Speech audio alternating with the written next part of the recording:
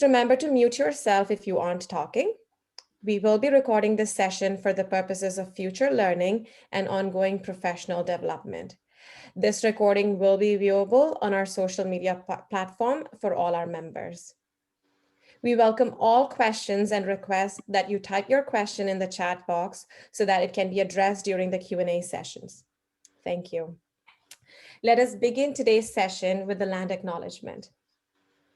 In the spirit and intent of the Truth and Reconciliation Commission's recommendations, we acknowledge the traditional Indigenous territories on which we gather at the beginning of all MASFO meetings.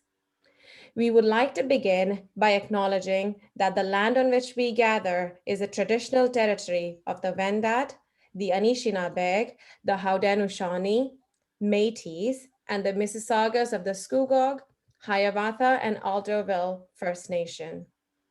By learning, understanding, and acknowledging, we wish to pay respect to Turtle Island, Mother Earth, and to the rich Indigenous history of Ontario. Hi. Today's session consists of two main speakers. Our first speaker, Ms.Dunya Marijan-Winterson of William Marijan and Associates, will be talking about her organization and the pivotal role they play in the community.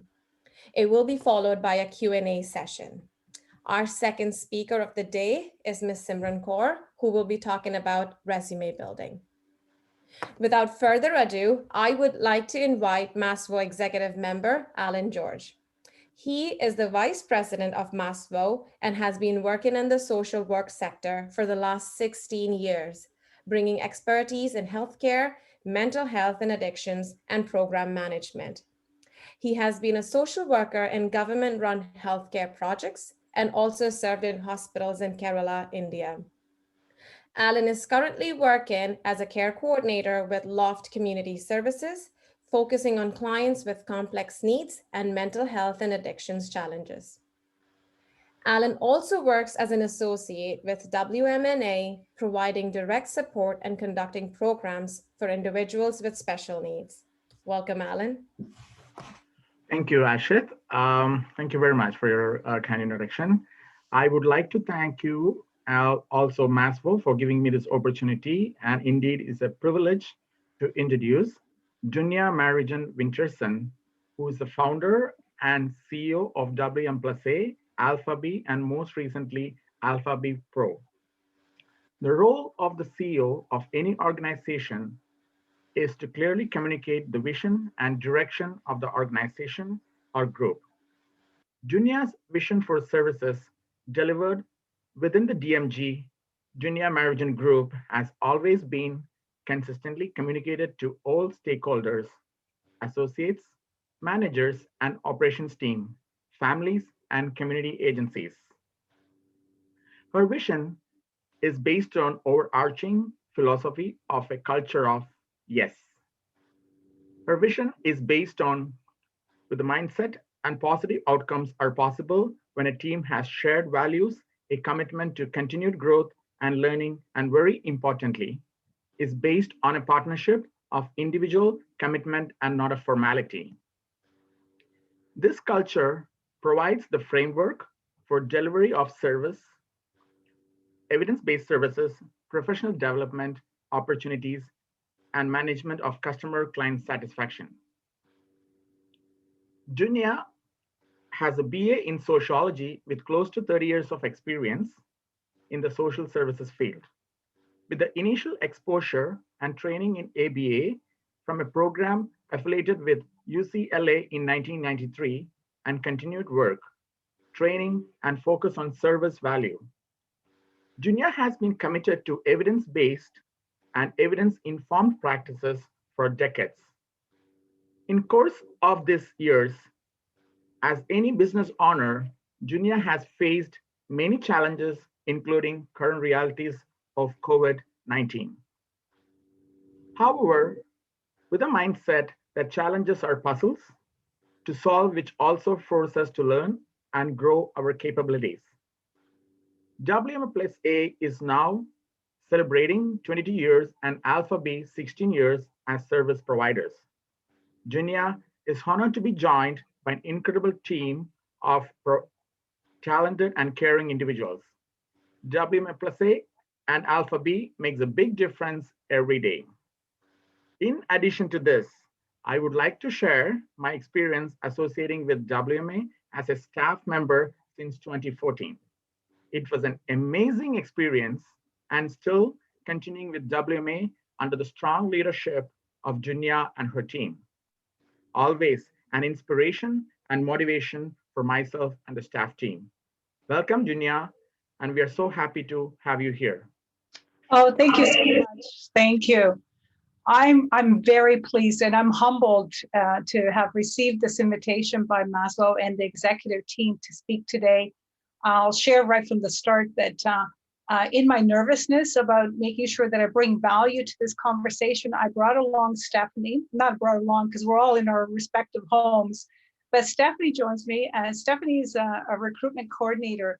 And she's here for a few reasons today. One, because we tend to do this as a tandem. We host orientations weekly, bi-weekly, and Stephanie already knows my inability to stay on script and to stick to slides.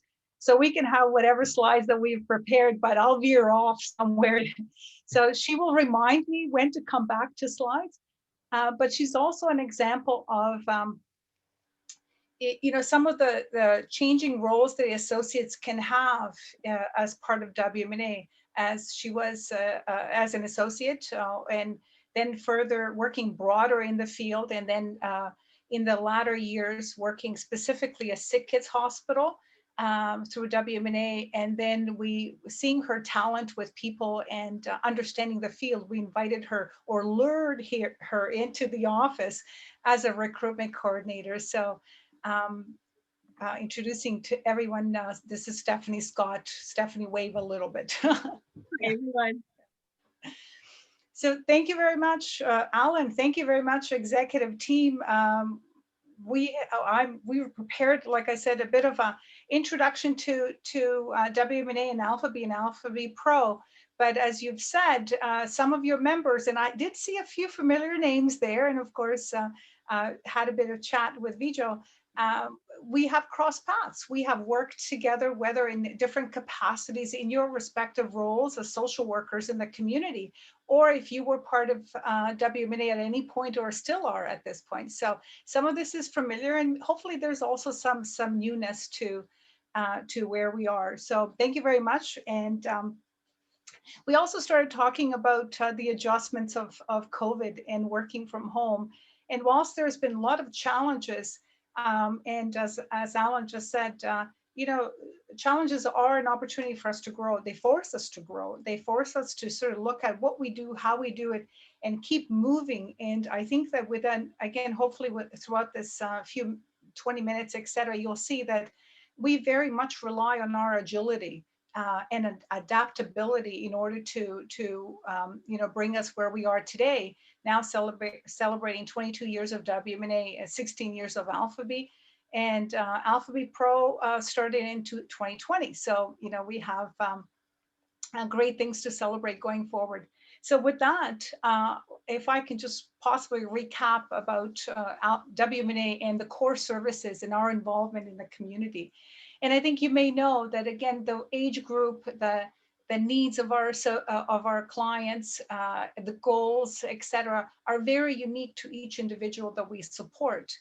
We really are a service provider in the community that is at all times needs to be prepared to what the needs will be, not just currently, but also be able to sort of know in advance and predict possible needs in the future. And now whether we're working in a school, in the community setting, group home, family homes, shelter, and we've been in hotels and motels and different settings, I think the part that is synonymous to WM&A is that we service a community that has complex needs. And that complexity is kind of demonstrated in a few different ways. It's a combination of the diagnosis that the individual has, but also the circumstances of the individual, where they are, their possibly inability to participate in their community or enjoy the benefit of their community without specific learning that's geared towards the behaviors or the obstacle. And in that ways, WM&A's focus at all times is, and hence why we're so embedded in applied behavior analysis, is understanding behaviors. So, and we'll talk about it, applied behavior analysis, et cetera. So this is us, as the show would say, complex needs. In addition to our service coordination, we are fortunate and privileged to be working with over 350 associates who are much like some of the team members here, committed, skilled, and whether in an occasional capacity or quite involved in work with WM&A, we value each relationship with each individual. So Stephanie will know that at this point, we're going to the next one. See how we're coordinated? So Alpha B, when we look at the needs continuum from early intervention to sort of latter part of life and stages in life, Alpha B is the early part, and you will see through here that we offer a range of different clinical and quite sort of clinically coordinated services starting at the age of 1. So again, some of us have been in the field for a long time. 10 years ago, we never would have been able to conceptualize that you could start working with someone at the age of 12 months or 18 months. And this is also the principles behind some of the founding cornerstones of WM&A is our thirst and yearning to continue learning, because we now know that we can. And certainly the learning or teaching that happens at 18 months is not the same as 18 years of age. So adapting that learning and keeping our learning growing is very critical. There might be some acronyms here that you may have heard or not have heard. ESDM, for example, Early Start Denver Model. We're one of only a few providers in the GTHA that has been certified in this model of working with sort of very early intervention teaching model. So with 4 learning centers in Etobicoke, Hamilton, and Scarborough, we also offer home-based services, and it's quite a large team. I keep forgetting sometimes how Alpha B has expanded over the years with over 70 instructor therapists, 20 senior therapists. They're all at with masters or BCA, BA, clinical supervisors, except we have a very, very strong clinical team. And I think the strength of that team and the fact that our investment in learning has really precipitated the development of the next entity that we have that was launched in 2020, and that's Alpha B Pro. In the course of these years, and those of you who know us know that we're constantly developing workshops. We're constantly talking about learning. We're constantly even bringing in relevant presenters. In fact, yesterday we had presentation on Prader-Willi syndrome. And it was done by, we also have a strong relationship with Surrey. So we're very fortunate that they offered it to us free of cost. So again, it's not an impact of cost to associates, but so we keep looking for ways to broaden our learning. So Alpha B Pro is our hub. It's not a separate company. It's a division, training division of Alpha B. And is geared, its intent and purposes is to provide a range of online as well as in person. We'll get to in person at some point. Right now, we're just focusing online. Training for direct support workers, for clinicians, and families or care providers. So 3 streams of learning and adapted trainings, workshops, podcasts, information sharing across those 3 for those 3 specific groups. I can say at this point that the very exciting part for me, and hopefully to the rest of the team, is that sort of the centerpiece of Alpha B Pro at this point is RBT training, Registered Behavior Technician. It's a 40-hour online module training that can lead towards a certification.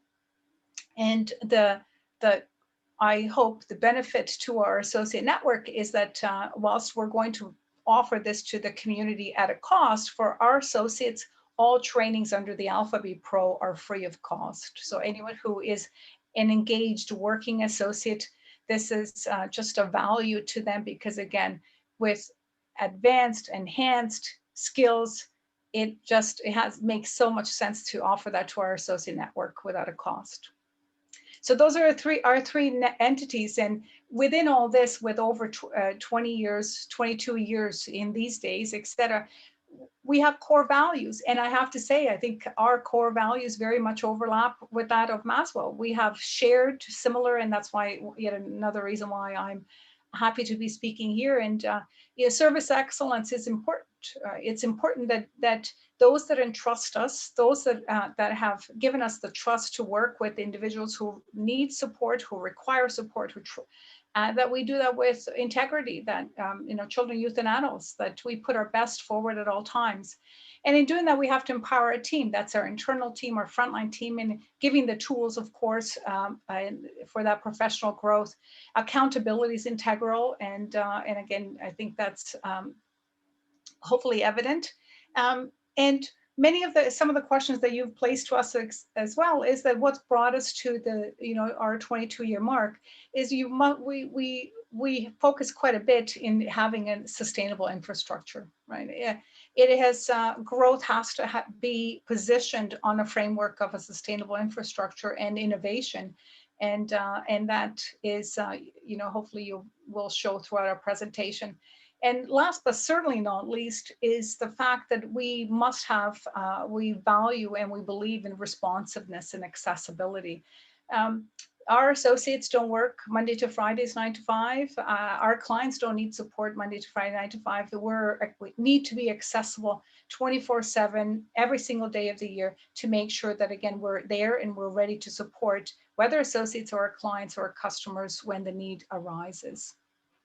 So with that, we just wanted to give you, although this is a very small slide, I'm not sure that you can necessarily see this, and you're welcome to have the presentation afterwards if it's of interest.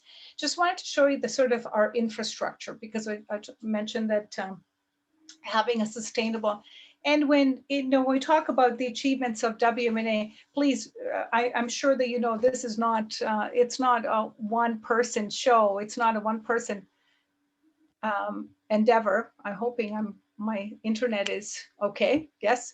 I live in Hamilton. Internet is always a little dodgy, but we have a great team, and this is a great commitment from a number of people to make sure, again, that our services are delivered in the way that we understand and commit to. And this is kind of an idea of what our team consists of in terms of operations. Now, we can have a great team, and then we do, of course, and an idea of what our vision about our services, but we heavily rely on technology. And in fact, Oasis, which is our system, our proprietary, we built it ourselves, it's not off the shelf system, was started developing in 2007. So now if you think back to 2007, what existed at that time, it was very avant-garde. It was ahead of, in fact, when we introduced Oasis to a number of our customers at that time, they were quite taken aback, a little bit hesitant, frightened perhaps. It became operational in 2008, and we've been upgrading it, of course, but there is immense value, and our growth significantly has been as a result of our ability to manage information through Oasis in terms of scheduling, clinical data about clients, and of course, financial information. Now, Oasis has many benefits, and in that, in terms of efficiency and stuff, there it is. Okay, the value that it brings, efficiency. I mean, when I think back to 10 or so, 15 years ago, the volume of paper, the faxing, of course, the shift logs, the incident reports. I mean, there were such inefficiencies of that. And we created transparency with a hub that people can access information in real time, accuracy, and of course, accountability with them. So we really heavily, now, of course, because I have to tell stories along the way. I am not technical at all. I mean, just logging in at times, I have to call Stephanie, where's the login? But I understand the value of it. So again, when we think about our team, I've always believed in surrounding myself with people who are experts in their respective area. I don't need to know everything and possibly obviously can't, but I have a phenomenal source of expertise around me. And then therefore we even allow myself to log in and get to meetings on time, virtual. So Oasis has definitely been a foundation of much of our work. But the important part is our work philosophy. And we won't talk much about that, of course, because I think I'm going to run out of time. But the principles of applied behavior analysis have been part of WM+A from the very first day. We didn't sort of jump on a bandwagon. It was sort of founding principles from in 1999. In fact, I had, as Alan mentioned, training many decades ago. And seeing the value of when there's an evidence-based or evidence-informed system of work, that the incredible results that you can have. And then of course, tying that to professional development and ensuring that there is in fact customer satisfaction. This is our work philosophy, and we are very committed to it. So I think that in fact, work standards in general, these are just a reference that, the reason I put the slide here is that many times, we are in someone else's house, we are in someone else's space. And sometimes there's a division or divide between sort of the house staff and us as a external provider. My goal for many years, all these years, my big objective, one of the big objectives is to alter how we look at, alter the mindset, maybe archaic mindset of thinking about how the system works. We should not be divided as for-profit, non-profit. We should be we should look at each other in terms of credibility and quality.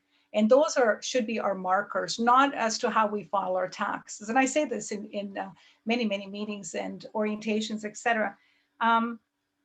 Because it is at the end of a service quality, and therefore our approach to each other and the respect with which we treat each other must be, with respect and dignity, etc. Regardless of whether we're there on a supplemental shift or whether it is we're working in any community setting. And it's a continued work in this respect. But speaking of that, Stephanie has pointed out that I need to go on from that topic that I can talk about for a while. Now, we work widely in the community, as you probably know, residential programs, school programs. We really are wherever the needs are, again, servicing the client population that we typically are and known to support. And with that, of course, is our primary or key competencies are in that direct support, that frontline capacity. But you will see in a few more slides that in addition to our WM+A has now grown to be a resource for alternate roles, for additional roles in managerial roles, social work at times as well. We do get requests for social work capacity. We have additional services, PDP, person-directed planning for adults, and a few other things. So again, I really do enjoy the fact that the community is trusting us, that with such an eclectic team, undoubtedly we have capacity for a multitude of different roles. And the slide that I did miss, but again, this is just to reference the fact that, again, accessibility is important for our clients, our associates, and our customers. Now, I think that moving on again to, in terms of when I mentioned eclectic role, we have with 350, some of the questions and some of the things that we've discussed in the past is the impact of COVID. And, our recruitment process is an ongoing process. It's constant. Some people are with us for a short period of time. Some people are part of WM+A network for a very long period of time. And the important thing is that while we work together, we work with the same shared values and integrity. And but we have requirements in terms of recruitment. And again, Stephanie, as a recruitment coordinator, reviews this on the on a daily basis in course of her work. our typical requirements in education and experience. There's industry standards. But I think beyond that, what we look for are individuals who are committed to learning. Individuals who are continue to broadening their scope of experience. Individuals who are committed to, again, really seeing that value in the role that they play in the lives of individuals we support. And therefore we have our working musts, you know, and it's somewhat of a, it's a process that I go through when I think about things. There's 3 musts. First, I look at what do I want? What do we want, right? And then the second part of that is looking at why do we want this? And when we discussed, and this is with any project we take on, we look at what do we want, why do we want it, and only then do we go to the how. In many situations, if we jump to the how before exploring the what and the why, it gets a little complicated and possibly even discourages us from undertaking a project. We were approached recently by a community agency to do a short-term project, which will really require us to stretch ourselves a little bit. And when I first brought it to the team, there was a little bit of hesitation, possibly even a little bit of panic about, can this be done? I said, let's first discuss what it is, and then why do we want it? And once that was processed, then the how became much more tangible, much more palpable. So it is a process that we also discuss with our associates as well, that it must be a trusting relationship. It must be based on trust. If we don't trust each other, then we really shouldn't work together. And why are we doing this? Well, because there's a purpose, and we can make a change in people's lives.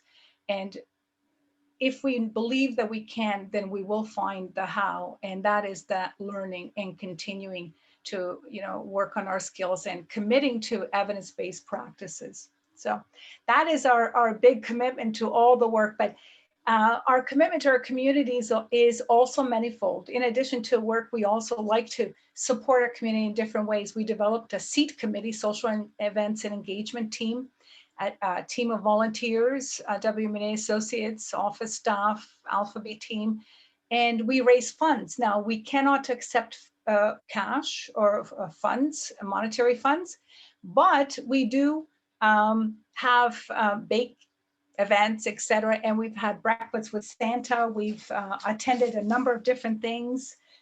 We've done Hell in the Harbor, which again, there are some of the activities there.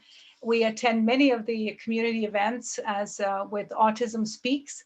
And our commitment to our community is demonstrated in many, many different ways. And again, not just our office team, but of course with our associates as well.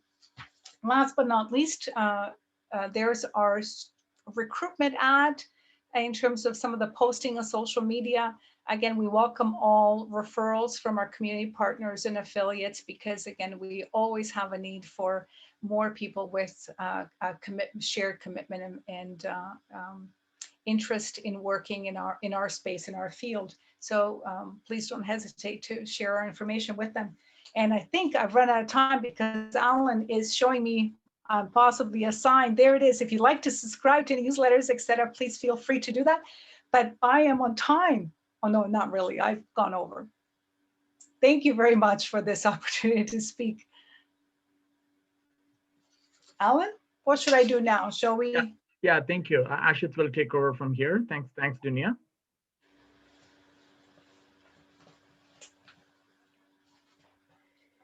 Thank you, Dunya. The need for behavioral sciences services continue to rise. It is important to help families with children and adults with behavioral challenges using a holistic perspective. WM+A truly does such an important work for the community, and we are so thankful. Many members of the MASWO teams are indeed fortunate to have had first-hand experience working in your organization. Before we proceed with the Q&A session, which I would like to remind is open for all, and please put your questions in the chat box, I would now like to call Vijo Jose to talk about his experience and learnings having worked with WM+A. Thank you. Thank you, Dunya, for your wonderful presence. You are a wonderful Wonder Woman. I know to our community, you are absolutely a Wonder Woman. I'm happy to see you all. I'm not taking much time. Our committee is so specific that we should stick with the timings. So I'm so proud to say that I'm an associate of WM+A. I joined the organization in early 2014. Since then, I have been working joyfully in different settings. I never had an opportunity to express my gratitude to the team or to Dunya especially. And I'm taking this opportunity to express my gratitude and my thank to Dunya for her wonderful work she has been doing for us and for the whole community. She's a great visionary, of course, as everyone knows and everyone mentions. And she's an aspiration to the whole team. Always we wonder how she does, how she manages all these, because it's not just a few, 20 associates or 30 associates. It's a huge number of people working with the WM and in different settings. I have associated with many other agencies, private agencies, especially. But WM and associates always stand out from other agency workers when it comes to professionalism and maintaining high standards, especially in the deliverance of services to the clients. That is very not noticeable, and it should be mentioned in any situations. And if you ask me what I earned from WM+A, my answer will be, I earned strong confidence, just like Dunya. I'm going on her footprints. I mean, not exactly on the footprints, but the professionalism we all reflects everywhere. I'm trying to be more professional in my services. And I've also earned a great deal of knowledge and experience, especially because we have always, WM+A has always developed professional skills development programs. Every week, every month, different programs, and which is a great platform to learn and develop our professionalism. And so far, I have covered almost all the settings, I believe, not all, but almost all the settings, like hospitals, schools, individual homes, family homes, group homes, foster care homes, shelters, just name it, almost all. And it's something that we don't get from all the workplace, all the employers. It's amazing that through my work I earned all this confidence from all these years. And also from personally, WM+A is a platform to build up networks. Networks in all areas, professional areas, job. And to say especially, I remember I discovered my own linguistic community, this Malayali community, through WM+A, including those who are in the committee right now. Not necessarily they used to work with the WM+A, but WM+A associates have this opportunity that we take our clients to the community for activities, limitless settings. And we see other workers, other professionals, where we see our own community people, and we built that network and rapport with all the professionals. Take, for example, there are in the same team, MASO team, we have hospital professionals, CAs workers, all of them, you name it. And we have that network. Sometimes when I take, when I think WM+A, is a mass employment setting where we can learn and earn. I thank Dunya. If I talk about WMA, I will have to talk like 4 hours and hours if I touch all the areas. But I'm taking this opportunity to express my gratitude to Dunya especially, and Stephanie Scott is a great professional. She is taking care, as you know, she's taking care of the hiring thing, so you can contact her anytime. Thank you everyone for your time. Thank you very much, Vijay. Thank you.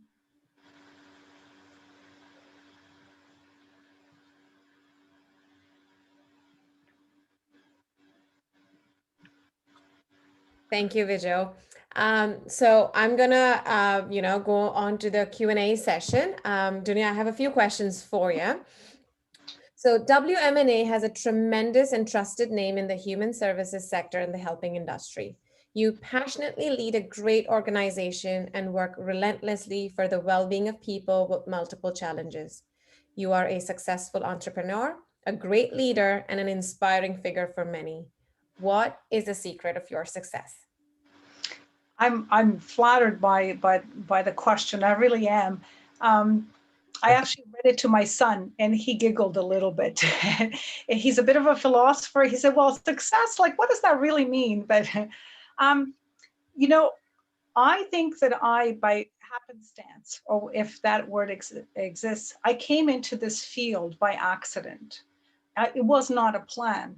But once I was in this field, I knew that I was where I'm supposed to be. I meant to be here. I meant to do this. Like, this is truly my place.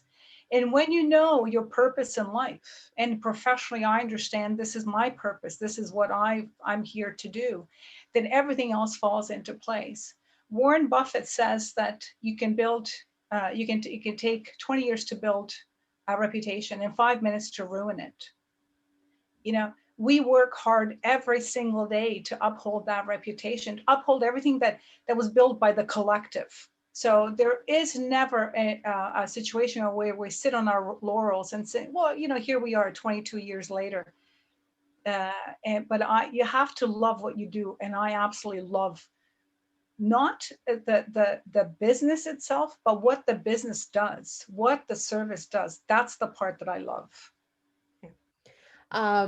One of the unique features of WM+A is its uncompromising adherence to the intentional application of clinical and evidence-based practices in its business. What are some of the innovative practices or clinical approaches you believe have played a crucial role in the growth and expansion of your organization? I think it was very integral part of my whole professional path, and therefore WM+A was really the fact that I was trained in ABA in the early 90s. I mean, it was at a time where the model of work was a care and concern model. It was really making people comfortable and happy, etc. I was introduced to a model that is evidence-based, there's a methodology, and when you know what you that's customized to each individual. When you have the proper methodology that's based on science, based on evidence, then really wonderful things can happen. And the second part to that was really, I think, a pivotal point for us as well, was introducing technology into our practices. Now, how do you promote ongoing professional development, innovation, and leadership in your organization? It is part of our culture. I'm obsessed with it. It is the first thing that people learn about me when we start any kind of conversations is, what are we learning now? Where are we growing? I do this myself, from myself. And it's, in some respects, because it's the culture, then I think people start seeing the value. We do make effort to, again, pair that growth to actual contracts. So again, aligning people's skills and therefore their growth in their skills to opportunities. But it is definitely the culture of WM+A and Alpha-B. Okay. As an organization with a strong record of accomplishments, WM+A might have overcome many challenges in the past 2 decades. COVID-19 has altered the way we live and operate in many ways. How have you managed the current crisis unleashed by the COVID-19 pandemic in terms of retaining customers, employees, and associates? And really in mentioning Oasis, so our proprietary software and our system, it was absolutely critical in during certainly SARS. You know, we had through SARS, but also through COVID, the start of COVID. We transitioned seamlessly. We really did. But it also enabled us to take care of our associates, our clients, and our customers. Some people weren't able to work anymore. Some people had all the limitations that were placed by government. All of this was enabled with this the system, electronic system that helped us navigate. And the rest is our agility. I mean, we really are. We never receive a guarantee from any customer, from anyone really. We work hard and we keep expanding our skill sets, but we must stay agile, and that's our part of our recipe. Wonderful. So my last question for you, human services and helping industry is a vast horizon where social workers can take up independent practices and can become successful entrepreneurs. What is your key message to prospective entrepreneurs in the sector? Well, I think that's probably the hardest question. You must love what you do. This field is not without challenges. It's not without obstacles. It's not without a lot of pain along the way. But if you love and if you believe in what you offer, and you deliver with integrity and value, then everything else becomes easier. Thank you, Dunya. We are so fortunate to have heard you talk, and thank you, Vijay, for sharing your insights and experiences with WM+A. And we are so happy that you could join us today and share all that with us. Again, thank you. Thank you very much. It's been an honor. Thank you. Maswa executive team works tirelessly to ensure that we are helping our newcomers to the best of our abilities. Over the course of our multiple interactions with the newcomers, we have realized the growing demand for assistance with resumes and cover letters. Our next speaker, Ms. Simran Kaur, is here with us to help out. She has a master's in social work from the University of Toronto. She has been practicing community social work since 2016. Her experience is primarily in the field of HIV, mental health and addictions, and homelessness. Her interests lay in continuing to advocate for anti-racist and radical ways of practicing social work. She is currently the coordinator of Ontario HIV Treatment Network. Again, as you listen to her session, please add your questions in the chat box. Over to you, Simran. Hi, everyone. I think I just need to share this slide.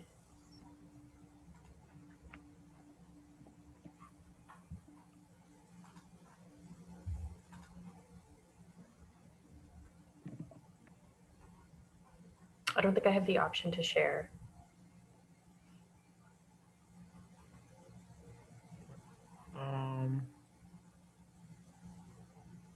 One second.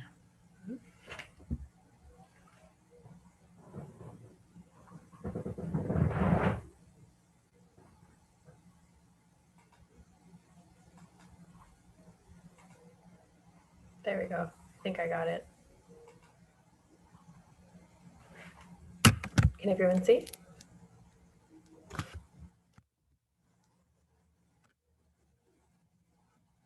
Okay. Okay, so thank you, everyone. And I'm glad to be invited to speak today. So today I was going to be talking about resumes and cover letters. As Ashiti says, I work at the Ontario HIV Treatment Network as a coordinator, but I do have some experience in supporting folks with resumes and cover letters. And so I wanted to share some of that with all of you. I did leave my email on this first slide. So if anyone has additional questions or concerns, you can feel free to reach out, and I'm okay with the slides being shared as well. So this is just a brief agenda on what we'll kind of discuss in the presentation. I do want to encourage folks to put any questions that they have in the chat box, even earlier, just so if there is anything, I'd rather kind of talk about what people are interested in or what people have questions about, more so than what's in the presentation. And as I said, the presentation will be shared. So first up, so wanting to talk about resumes in a Canadian context.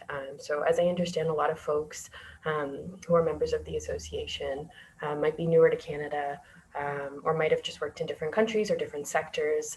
And resumes here are a little bit different in terms of the information that's on there. And so wanted to talk about, so resumes themselves here really should be brief. They should be pretty basic and brief. Employers should be able to look at it at a glance and see right off the bat that these are your skill sets, these are your experiences, and this is why they should give you the time of day. Which sounds harsh, but it's if put together properly, it's the thing that will draw their attention and then allows them, if there's a cover letter involved as well, to go through the cover letter and say, oh, okay, this person is a fit, and so let's give them a call. So resumes specifically should focus on your educational and professional experience, whereas cover letters are more of a way to express your personality and how a lot of that experience is relevant to the position that you're applying for. And it's always my suggestion that any resumes, it's better, in my opinion, to send out 2 or 3 resumes tailored to specific job postings rather than 50 send out to 50 different postings and it be a very generic resume, because it doesn't stand out. It's very unlikely that someone is going to notice and call you back. Another difference that was brought to my attention, so I put it in the slide as well, is that resumes here don't have any bio data or personal profile information. So you don't need to put your date of birth or sex or gender or marital status. And one of the other things that we're going to talk about later in the presentation is transferable skills. So I know that social work here is very individualized. It focuses a lot on client-centered care and like counseling and mental health and addiction and like case management type supports. It's less on like community development or project management, but wanting to talk about how those skills, or even skills that you might be building up for employment experience, whether it's in like customer service or retail or anything like that, these experiences can still be relevant when you're applying for a job in social work. Okay, so as I said, this is just, so the structure of a resume itself should be very simple. It should be, like I said, like somebody should look at it and they should know that this is all the information that they need to see for the employer. So I would say no colors, maybe 1 or 2 columns. I know a lot of different resumes have different sections and like bubbles and blurbs and things like that. But until you're kind of more experienced in developing your own resume and confident in how you're able to articulate what your skills are, I would recommend keeping it very simple. Even a template that you've put together that just has basic subheadings and your information at the top is much better than a blurb or than a resume that's more complex with different sections. That's too much for the employer to look at because they're not going to give it the time of day. So I put standard margins, line spacing, font, again, everything should be very simple and basic. And most important for the resume itself is that it should be brief. So 1 or 2 pages, maybe 3 pages maximum if you have the professional experience, but 1 or 2 is always better. Because like I said, it's just the information on there should be readily available. Somebody should be able to scan it and see automatically what your skills are and why you would be a good fit for their agency. Okay, so these are 2 resume examples. The one on the left-hand side is, in my opinion, a little bit more simple. It just has your subheading, your position, the length of your employment there, and then like a list of your skills. And I'm showing these 2 not for their content, but more for just the formatting of it. And the good thing about the one on the left is it highlights your skills and summarizes the things that you're bringing to this agency that you're applying for right at the top. One of the things though, I mean, I know it has address and zip code and or postal code. That information you don't need to put in. Really, you just need your name, the contact information you want to put, and maybe your city of residence. So the resume on the right is a little bit more complex. It's got different sections. It draws your eyes in like different areas. And so if you're tailoring your resume for the first time to work here in Canada, I wouldn't suggest doing something like that, because one, it can be challenging just to change the formatting of a resume to a different context, but trying to section it out that way can be a lot more complicated. And so, like I said, maybe that's something you want to try in like a few years if you're applying for another job, and you already have a standard resume that's got the information that you need. But the one on the left is a lot easier to glance at. Someone can scan through it and see already everything that they need to know. So structure and subheadings. So these are the suggestions that I've put in.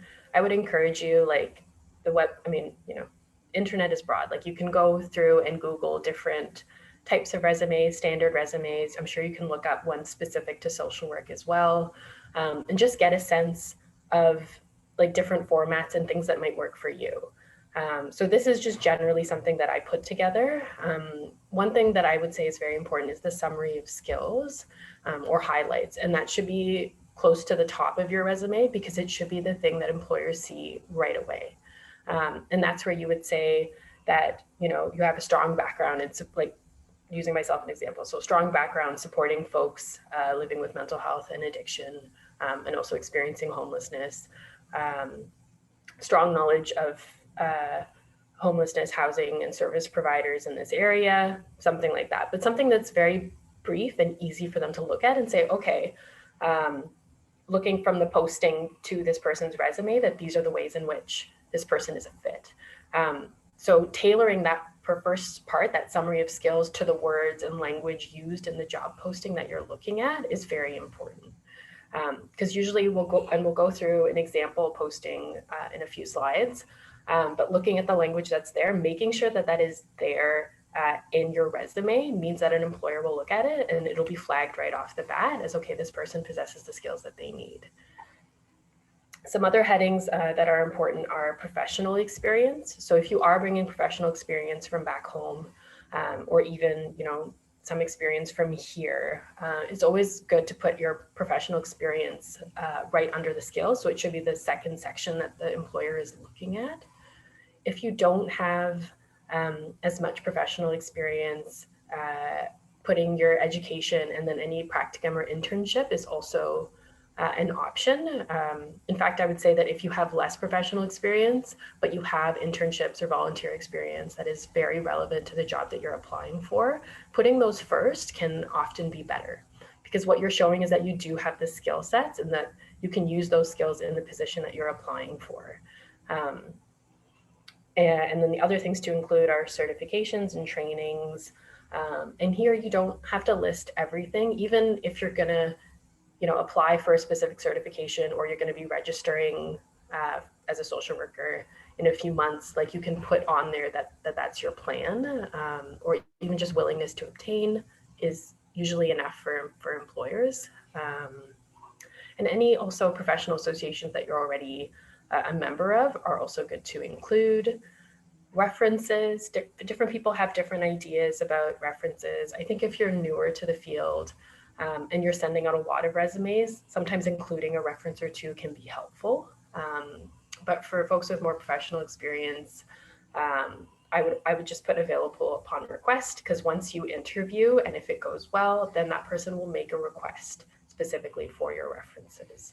And that's usually been the preference in the sector in my experience. So I did already kind of talk about summary of skills and highlights. So I'm not going to go through that again. So inspiration. So like I said, resumes can be very dull and boring, and I'm not a fan of doing them, but you know, you can find inspiration for them in many different places. You can browse the internet, like I said, look at different templates, look at things that like make sense to you or fit your experience. Other ways to kind of include information in your resume is by looking at your education institution's website or pamphlet. So, you know, I did my master's at UFT, and if you go on the website and you look through their social work program, they usually have their core values or principles or things that they're hoping that students will learn from being in the program. And you can do that for any institution anywhere. And having those buzzwords in your resume and to reference your skills is like, it's one of the easiest ways to find the words that you need to share. Because it's hard to think of yourself and be like, oh, I'm good at this, or these are the things that, you know, I'm really good at, or I've learned, or these are my skills. Because I don't think a lot of us are trained that way. But if somebody on the internet has done that work for you anyways, I think it's good to be able to look through it and get some of those words. Another thing is reviewing the job posting closely, or the company website. So, you know, going through the posting itself, I've said this before, they always put the words that they're looking for. Like they'll put, you know, excellent time management, flexibility in this, experience in these areas. And you can take those phrases exactly and put them in your resume. Because for an employer reading it, they'll see that and be like, okay, this person is a fit. And it might sound like, you know, you're copying it and you want your resume to be unique, but really you're just using buzzwords that exist in the community and in the sector as is. So the language itself is not new. So I would encourage you to look at the postings, and even look at the company website and see if there's things in the company's mandate or in their principles and values that, you know, resonate with you or resonate with the kind of work that you want to do, and include that as well. So some like social worky type phrases that are always good to include, I find in the Canadian context, are like case management, system navigation, having good interpersonal skills, documentation, case noting, any kind of assessment skills that you have. These are just like words that describe the skills that you probably already have or have learned, but just are framed in a way that are easy for employers to recognize. And I also included a link of social work related skills. It's an informal list that I found on the internet, but that might give you some inspiration in looking through it to say that, okay, these are also skills that I have, and these are ways that I can use that same language in my resume. Okay, so this was a sample posting that I found online this morning. And so I just kind of highlighted what I felt like were the buzzwords or key phrases that you can kind of take from there and use in your resume. So if I was applying for this position, you can see right off the bat, so like interprofessional team, client-centered care, and I, you know, have a lot of frontline experience. So putting in my resume as well, you know, experience in providing client-centered care with a team of multiple interdisciplinary professionals or something. That sounds exactly like what is in this resume, and then enough so that I think it would be flagged by an employer. I also highlighted other areas, so like, you know, populations or communities that are being supported, whether it be, you know, individuals with chronic terminal illnesses. It talks about, you know, complex continuing care and palliative care programs.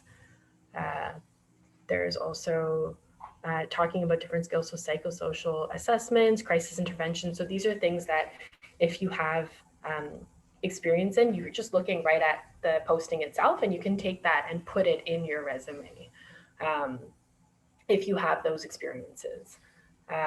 And so, you know, I'm going to leave the rest of it up. I don't think we need to go through all of it. I think you get the idea that there are things in a posting that you can kind of extract and include in your own resume. And we'll talk a little bit later about transferable skills and looking at how maybe your experiences might not feel social work oriented, but maybe with a little kind of, you know, tweaking of that information or just reframing it, those skills are actually very transferable to the work. So professional experience, like I said, the section should be closest to the top after your summary of highlights, because most employers are looking for like paid professional experience.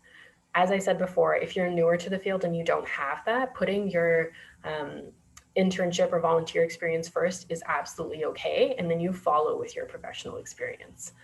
Even if that professional experience is unrelated, like if it's retail or customer service or anything, putting it in there that you have been employed and, you know, that it's just showing that you've worked well with the company, that there's no issues with you, that you've been, you know, stable. At least for that, it's important. And like I said, the transferable skills will also be useful. And so in talking about your professional experience and also for the volunteer and internship, using action-oriented words is very important. So if you're currently employed somewhere, using words like engage in regular case consultations for complex clients, like something like that, like just using language like engage, collaborate. I used examples like facilitate, could be like manage. And then if you've done them in the past, putting them in past tense for your former jobs is it's just a small grammatical thing, but usually it makes more sense for the resume. So for your past experience, I can say like developed intake support plans at Fred Victor for use in programming or something like that. And like I said, so just briefly talking about those transferable skills, there are always some experiences or skills that are transferable regardless of where you work, regardless of what your experience is. It doesn't matter. Things around communication, interpersonal teamwork, interpersonal skills and teamwork, any kinds of needs assessments that you may have done, any documentation, whether it's you're a cashier and you have to count your bills and whatnot, like that is still, it's still detail-oriented work that you can put in your resume that would be relevant when applying for any social work position. And I also included a link at the bottom, just including some action verbs as examples and inspiration. Again, try not to use too many of these verbs, like even using the same ones repeatedly is better than using like each sentence a different word, because that tells an employer that you're being very kind of erratic in how you're using your language, and it distracts them from what they're actually looking at, which is your skills. So for transferable skills, so I would say look for moments in your job that might be unrelated to social work or might be, interning or volunteering somewhere else. Just look for ways or moments where you were creative and responsive and collaborative. These are things that I just kind of came up with, but just look for things that you felt like you did well, and reframing some of those skills into the context that the employer for which you're applying for will understand. So I included this checklist that I found online that goes through skills that are transferable, but explains them in detail. So like go through it, use this as an example, go through it. Maybe there are things in your past experience that ring out, and then it's already given you the language to use, whether it's like oral communication skills or caregiving skills, whatever it is, like look at that description. I put it here as an example just to show that there's many ways that skills can be transferable. There's always value in any experience that you've had when you're applying for work somewhere else, always.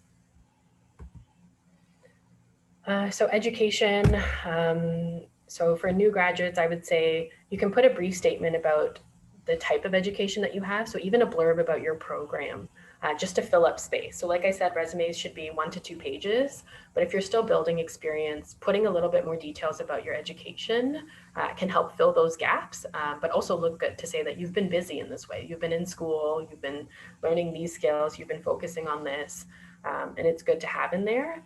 For folks with research experience, if it's relevant for the job that you're applying, including that in your resume can also be helpful. And then I did already go through volunteer experience and internships. But like I said, you can embellish these experiences as you need, because it's all about transferable skills. So if you've done some kind of like engineering placement or some kind of customer service placement or anything, if you're working with people, if you're working at a desk or you're working with documentation, there's always some skills that you can put in your resume that would be relevant. The one thing that I would say about experience outside of social work is just keep it to the bare skills. Like you don't need to put the details of like use this accounting system to input this information. You can just put something more brief to say that, manage data in information management system regularly or whatever. Just something to show that you have those skills, but it doesn't need to be very detailed because it's not that relevant to social work itself. So certifications and trainings and associations, including any that you have in your resume, is important. Usually jobs postings will indicate which trainings or things that they need. And so if you have them, list them right away. If you're planning to get them, you can also put it and say planning to obtain, which at least for the employer says that, okay, this person is interested and willing to learn, and they might also end up paying for that certification for you. So cover letters. So I'm trying to watch time as well. But cover letters. So while your resume is your basic information, like I said, someone should look at it at a glance, see kind of who you are, how you would fit in their agency. Cover letters are the alternative to that. They are where you can express your personality, show the ways in which the skills that you've just listed in your resume are actually applicable to the position you're applying for. So I like to have fun with cover letters, add a bit more personality to them. They should be professional, but using, talking about your personal experiences, whether you have, maybe you're applying for a position as a counselor or supporting LGBTQ community members, but you identify as part of these groups, or you identify as, going through school and you started this, maybe it's something you didn't even list in your resume. Maybe you were part of a presentation or a group while you were in school that was relevant but doesn't fit in your resume. You can include that in your cover letter. And what it does is it shows that you're well-rounded, that you have, different life experiences that you're also bringing to the work. And cover letters, I find, are your area to shine. And it's okay to be repetitive in your cover letter. It's okay to be overconfident. It's because it's you showing that you are the best person for the job. And so, being able to stand out in your cover letter is very important. So this is just some formatting information that I won't go through in detail. I did put a link for, I think it's the University of Columbia in the States, that has a lot of information about social work specific cover letters and resumes that if you want to access, you can browse. So the cover letter itself, these are some sections that I've suggested, but you can find different formats online. They're not that hard to come by. And focusing on your experiences and the things that you do well and how they relate specifically to the job that you're applying for is the most important part of the cover letter. Because you can write your own story or personal essay about anything, but this employer has now looked at your resume, saw, okay, this person has the skills that we think we need for this role. And they've taken the extra time now to be like, okay, let's read this cover letter. Let's see who this person is. So if you can stand out in that cover letter, that's, I find, most essential. Like, that's the sticking point. That's the point where they're going to be like, okay, yes, this person's amazing. So these are just some suggestions that I tried to put together. Like I said, if there's things or gaps in your resume that you can't explain in your resume itself, cover letters are an opportunity to do that. If you have personal experiences that are relevant, that's the place to do it.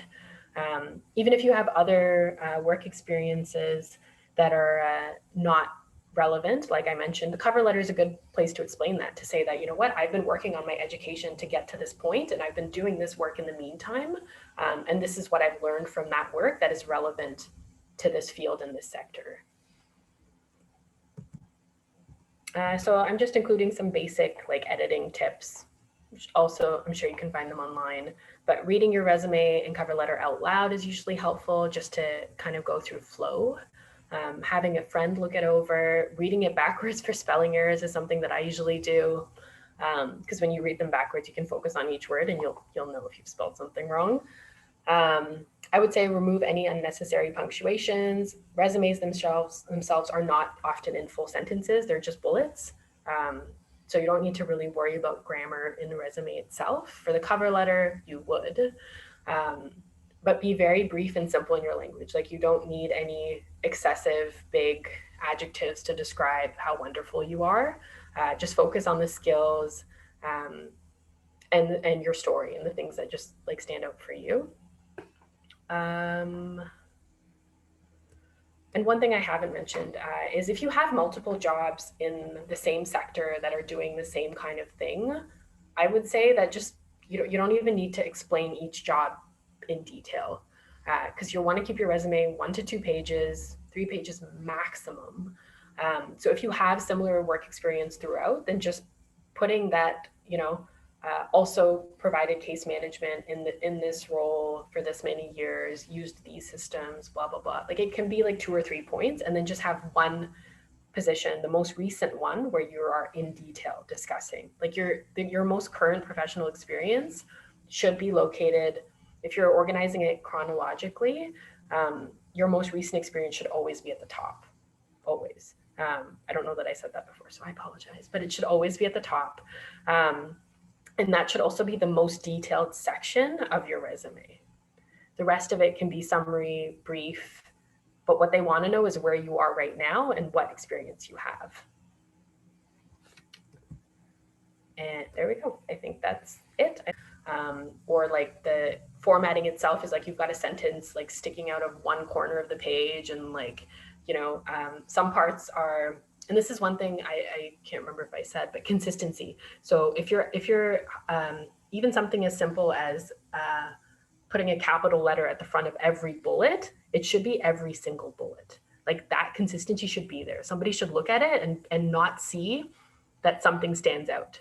So if you miss a line or two and that's not there, they're going to be like, oh, this person has missed that. And that stands out in a resume where it's only 1 or 2 pages. So formatting is one thing. Also language. I find that people can be very long-winded in their resumes because they're trying to explain, you know, their wonderful skills that they have. But I'm always like, and I tell myself this, I don't want to insult anybody by saying it to them, but I tell myself this, that I'm not that great. Like I have good skills, but nobody needs to know my entire life story. Nobody needs me to put like a personal advertisement out there, like a matrimonial ad in which it's like, just like very, very detailed. It's not necessary. You just want something that somebody can look at quickly and say, okay, yeah, this person's got what I need. So that's one thing, language and using smaller words. It's even if you're using a thesaurus for inspiration or one of the links that I included, still pick the words that are like shortest and simple and to the point. Like, I'm trying to think of an example, but I'm not coming up with one. Sorry, go on. Other questions? Are there certain things that you think that, you know, should really be left out from a resume? So, I mean, I personally am not about the hobbies and interests thing that people tend to include in resumes, unless you're applying for like a research position or a position that has a lot more flexibility, like a programming type position. Like, you know, you're going to be a youth worker in some day program somewhere and you have an interest in football. Like that's okay. I see how that's relevant. But generally speaking, not so relevant. So that's one thing that I would exclude. I'd also exclude maybe like people talk, so like data management. So sometimes people will go through and put like, I've used this system and it's for this and blah, blah, blah. I would just like keep it basic. Like in Hamilton, I used to use the system called HIFIS, which is like the homelessness something or other service. But like I would put, you know, utilized HIFIS for case management support, done. Like it doesn't need to be anything more than that. And so that relates to my earlier point where people are long-winded. It doesn't need to be that long-winded because the person in front of you won't know what that system is and they don't care. They just want to know that you can use a system and you can be like detail-oriented in your work. Okay. I feel like you've answered the next question a bit, but I'm still going to ask it. Are there any keywords that one can use to make their resume effective? So for keywords, the tips that I gave were like use the company's website, use the job posting, use, you know, wherever you got your degree from like the educational institution's website. All the words that you need are there. And they're there for a reason because they wanted you to go and apply for this school and graduate, and then they want you to go find employment. So in some way or other, it's all linked. So I would say just go to these places, use that same language, prioritize language that's in the job posting though, because that's the language that will be flagged immediately. But having like other good social worky buzzwords like collaborative and like trying to think of something, coordination, like networks, case management, service navigation. These are things that you read everywhere in social work and are always useful to have in your resume. Okay. Should one add about volunteer experience? So volunteer, if you have a lot of professional experience, volunteer experience is not necessary. I think if you're maybe newer to Canada, so your professional experience might not be, working here in Toronto or in another Canadian city, but you do have volunteer experience at at like the women's drop-in at Sistering, or something like you volunteer your time there 2 or 3 times a week. I think putting that in there is important because it shows that you're already using skills that you had the time to develop professionally in a new context and that you're doing it well. And so even including like whoever is your volunteer supervisor as a reference, I would say is important. Like having a Canadian reference, I think is important. So if it's through volunteer experience, that's absolutely fine. Depending on your position or the position you're applying for again, I mean, prioritize your professional experience if it is relevant.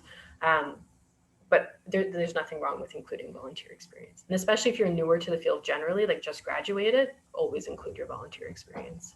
Okay.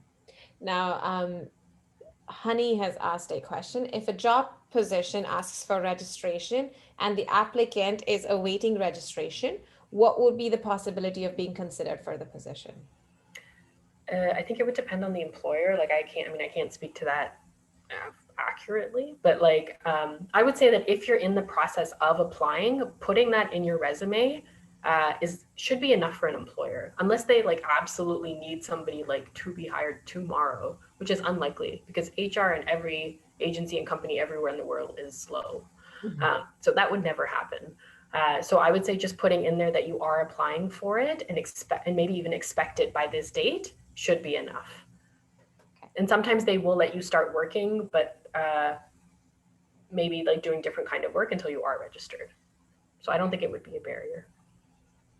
Are there any self-reflection questions you recommend we can ask ourselves while writing our resume? Oh, that's a good question. So self-reflection. So the questions that I ask myself are, why am I even applying for this job? Like, why do I want to do this work? Why did this job posting stand out to me? And maybe it's something as simple as I need the money and it came up and it matches my references, my like experience enough that it'll do for now. And that's fine. It tells you kind of how you're going to write your cover letter. But I think the most meaningful ones are when you can say that I want to learn about this. Like for a personal experience. So I applied for a job at a women's drop-in a while ago. No longer working there, but when I did apply, I did it specifically because I hadn't worked with women before, and it like intrigued me from the other relief positions I'd been applying for. And so I put that in my resume. I said that, I have a lot of experience supporting men with addictions, but I haven't really worked as much with women. And I'm curious to see, how that would be for me and whether I can even transfer my skills in those ways and whether I'll be able to build rapport and relationships with people in those ways. And that's something that I was thinking and I put in my cover letter. And it was something that when I did my interview, they asked me about right off the bat because it stuck out to them. And so I think just asking yourself why you're doing the work and what you're hoping for from that position, even if it's not from that job specifically, but where you see yourself in 1 or 2 years, right? To say that, this job looks like it can give me great experience. It looks like there's, a lot of really cool programs in this agency that I can learn from and be a part of. And so I want to be able to do that. And including that in your cover letter is, I think, helpful. Okay. I have one last question. So a lot of our audience is international. So for those coming from India specifically, utilizing their work experience there, how can we put that on the resume and make that reflect that we're good candidates for a job in Canada? Yeah, I think part of it is just language. Like I've supported a few friends with their resume building, some who are newcomers, and it's focusing on those transferable skills. So I know that in India, social work is practiced a little bit different. Like there are counseling and individualized programs like there are here, but there is a lot more like community development or project management work, which is different from the types of positions that are usually here in Toronto and in other places in Canada as well. But putting that, you have, people skills, like you have interpersonal skills, like you managed a project of this many people, or you communicated with residents in this community regularly, you built rapport, you provided emotional support.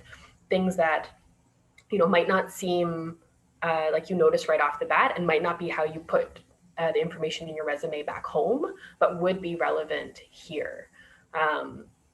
So, I mean, I honestly think, and I hate the world generally and the Canadian government in a lot of different places just for how they look for work experience, because I think that all skills are transferable no matter where you are from.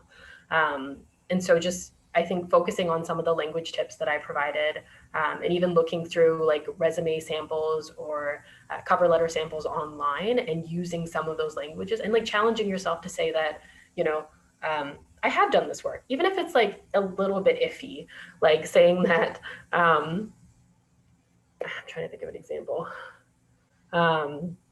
But like just even working with like saying that you like there was youth in a project that you were managing, like if you were supporting families, but there were youth, and you were working with these youth and informally providing programs. Like maybe you played some sports with them during your time off, or you did something. Like you're still building rapport with those families and working with those youth. And if you're applying for a position here with families or with youth, including that is helpful. But it might not be something that right off the bat you would include in your resume. Perfect. Thank you so much, Simran. That was so insightful and helpful. And I'm sure that we are going to get some more questions from our members. And as they come, we will absolutely share that with you so that you can help us out. Thank you so much for coming and being part of the session today. As we near the end, I would like to extend my heartfelt thanks to our speakers, Ms.Dunya and Simran, and to the Maslow team members who helped organize this session. To everyone who joined, we are so glad you came. We are always here to help when you need. Please feel free to reach out to us with your queries at masslowcanada@gmail.com or on our WhatsApp group. Our next session for this series is on Saturday, March 20th, and see you all then. Thank you. Thanks, Ashit. Good night, everybody. Good night, guys.